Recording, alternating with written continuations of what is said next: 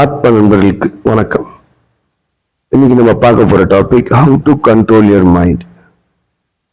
இப்போ இந்த பதிவை கேட்கறதுக்கு ஹெட்ஃபோன் யூஸ் பண்ணிக்கோங்க. பாதி வீடியோவை கண்களை திறந்தும் மீதி வீடியோ கண்களை மூடியும் கேட்டீங்கன்னா இது ஒரு மெடிடேஷன் ப்ராசஸ் மாதிரி இருக்கும். இந்த how to control your mind என்ற விஷயம் கிளியராகவும் புரியும். Okay, let's go. அப்போ ஒரு மனிதன் எப்பெல்லாம் எண்ண ஓட்டங்கள் அதிகமாகுதோ அப்பெல்லாம் அவருக்கு என்ன செய்யறதுனே தெரியறதில்லை, எந்த முடிவு எடுக்கிறதுனே புரியறதில்லை, செய்யற வேலையில ஒரு பர்ஃபெக்ஷனும் இல்லை. அப்ப இதுக்கெல்லாம் என்ன காரணம்னா நம்ம கண்ட்ரோல் இழக்கிறோம், ஒரு தேவையற்ற விஷயங்கள சிந்தனையை செலுத்துறோம். அப்ப எது தேவை எது தேவையில்லைன்றத எப்படி முடிவு பண்றது? எந்த ஒரு பொருளும் நிரந்தரம் இல்லை அப்படின்றத கரெக்டா புரிஞ்சுக்கணும். சரி, இதுக்கு எக்ஸாம்பிளா சில விஷயம் சொல்றேன். இப்போ நீங்க எங்க உட்காந்துருந்தாலும் அங்கேயே உட்காருங்க. ஜஸ்ட் டேக் எ லுக், அப்படியே பாருங்க எந்தெந்த விஷயம் சேஞ்ச் ஆகுது. கொஞ்ச நேரம் அப்சர்வ் பண்ணுங்க.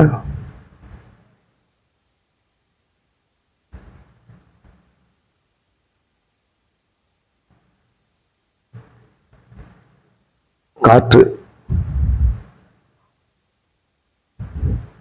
ஒரு பக்கம் அடிக்கும், மற்றொரு வினாடியே அந்த காற்று நம்ம வேற ஒரு பக்கம் அடிக்கும்.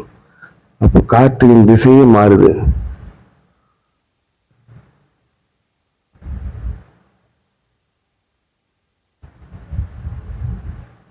வெளியில போற ஏதோ ஒரு வாகனத்து சவுண்டு கேக்குது, அப்ப எங்கேயோ போயிட்டு இருக்கு ஏதோ வாகனம். ஏதோ பறவைகள் ஓசையும் கேக்குது.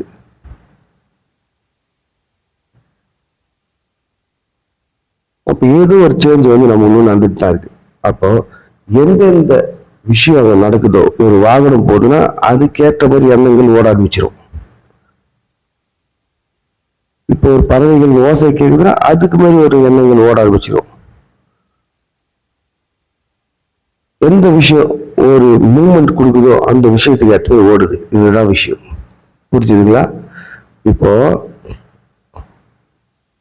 ஒரு பொருள் தவறி கீழே விழுதுன்னா அந்த பொருளுக்கு சம்பந்தப்பட்ட என்னென்ன விஷயங்கள் உங்க வாழ்க்கையில் நடந்ததோ எல்லாமே உங்க நினைவுக்கு அடுத்த செகண்ட் வரும். அதுல எது உங்களை ஹர்ட் பண்ணிச்சோ அந்த நினைவு கூட நீங்க ஓட ஆரம்பிச்சிருவீங்க.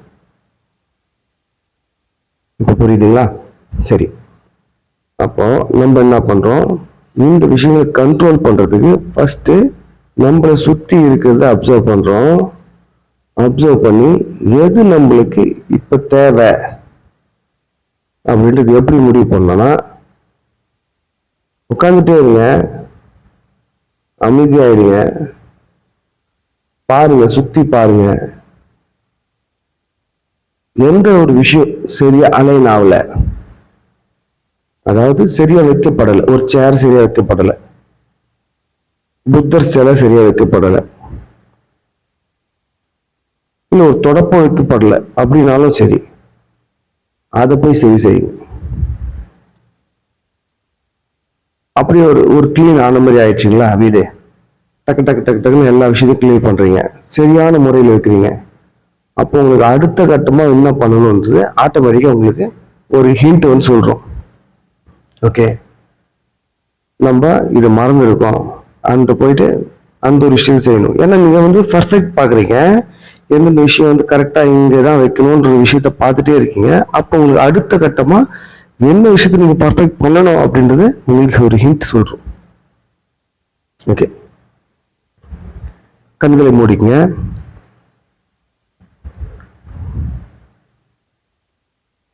இப்போ ஒரு வீட்டுக்கு வெளியில உட்கார்ந்துட்டு இருக்கிறதா கற்பனை பண்ணீங்க. பல வாகனங்கள் போயிட்டு இருக்கு, பல மக்கள் அவங்க வேலைகளை பார்த்துட்டு போயிட்டு வந்துட்டு இருக்காங்க.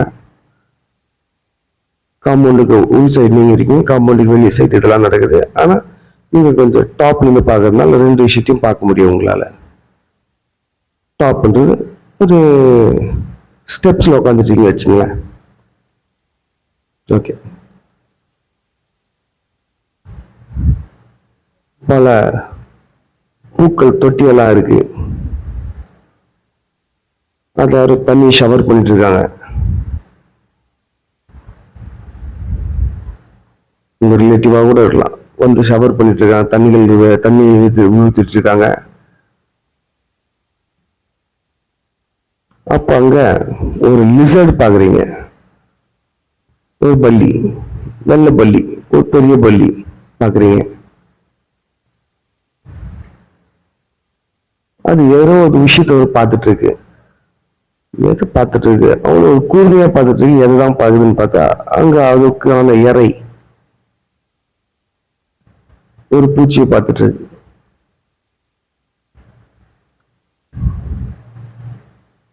அது வேற யாரையும் பார்க்கல, அதோட இறைய மட்டுமே பார்க்குது. அங்க நடக்கக்கூடிய எந்த ஒரு நிகழ்வும் அதுக்கு தெரியவே இல்லை, கண்களுக்கு புலப்படலை என்ற மாதிரி பார்க்குது. மெதுவாகுது, மெதுவா அதோட ஒரு பாதத்திலிருந்து இன்னொரு பாதம் மாத்தி மாத்தி எடுத்து போயிட்டே இருக்கு. நீங்க அதை மட்டுமே பார்க்கணும் அவசியம் இல்லை, வெளியே என்ன நடக்குதுன்னு பாருங்க. அந்த போகக்கூடிய பைக்கும் சரி, அந்த ஒரு பெண் தொட்டிகள்ல தண்ணி ஊத்திட்டு இருக்கும் சரி, கிளீன் பண்ணிட்டு இருக்கிறதும் சரி, எல்லாமே பார்த்துட்டு இருக்குங்க. மறுபடியும் அங்க ஒரு பார்வை அந்த ஒரு பல்லி மேல, அது எதையும் கவனிக்கல. அதோட ஃபுல் ஃபோக்கஸ் வந்து அதோட இறை மேலதான் இருக்கு. ஒவ்வொரு ஸ்டெப்பா மூவ் ஆகுது, கொஞ்சம் வெயிட் பண்ணுது, ரிலாக்ஸ் ஆகுது. நீங்க ஒரு விஷயத்த வந்து நோட் பண்ணலாம், இது எவ்வளவுக்கு எவ்வளவு அமைதியாகுதோ அங்க இருக்க டிராபிக்கும் அமைதியாகும். இது நீங்க உண்மையிலேயே வீட்டுல நீங்க அமைதியா இருந்து பாருங்க, உங்களை சுத்தி எல்லாமே அமைதியாகும். இதை நான் பிராக்டிஸ் பண்ணி அனுபவப்பட்ட ஒரு விஷயம். எல்லாமே அமைதியாகும். அங்க இருந்த டிராபிக் கம்மியாகுது. அங்க இருந்த அந்த பெண் அந்த இடத்த விட்டு விலகுறாங்க. அந்த ஒரு பூச்சி தன்னுடைய மைண்ட் ஃபுல்லா வேற எங்கேயும் செலுத்தியாச்சு. ஏன்னா இதுக்கு இறை வேணும்னு சொல்லி அந்த ஒரு ஃபோக்கஸ்ல இருந்ததுனால அங்க இயற்கை வந்து ஒரு பெரிய மேஜிக் கிரியேட் பண்ணுது. அந்த மேஜிக்ல எல்லாருமே அவங்க வேலைகளை நிறுத்துறாங்க, இல்லை வேலைகளை சேஞ்ச் பண்றாங்க.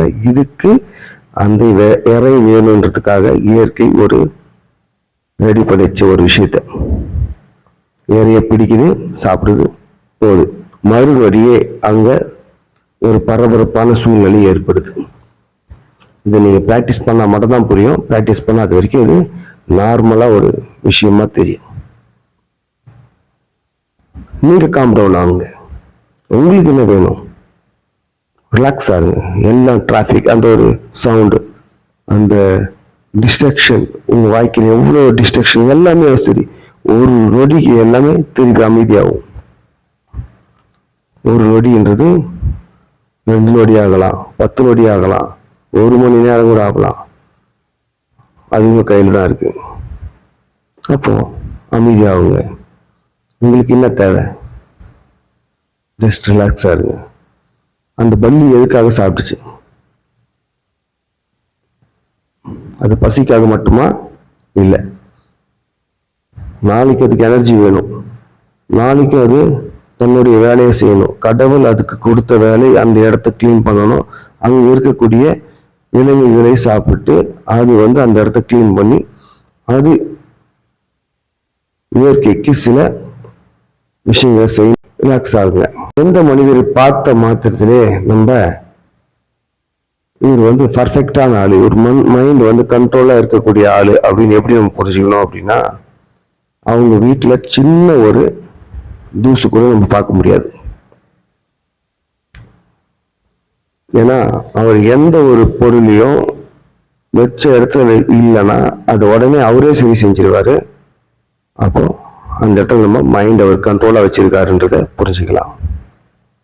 சின்ன வார்த்தை கூட மற்றவங்களை ஹர்ட் பண்ணாது. இவங்களை பார்த்தாலும் நம்ம இவங்க பர்ஃபெக்டான ஆளு அப்படின்னு தெரிஞ்சுக்கலாம். ஒரு மிஸ்டேக்கும் செய்யாத, பணத்தின் மேல் பெரும் அளவு ஒரு ஈடுபாடு இருக்காது. ஆனா அவங்களுக்கு பணம் இருக்கும். அப்படி இருக்க ஆளையும் நம்ம வார்த்தை மாத்திரத்திலே கண்டுபிடிக்கலாம். சரி, அடுத்த வீடியோவில் பார்ப்போம். நன்றி.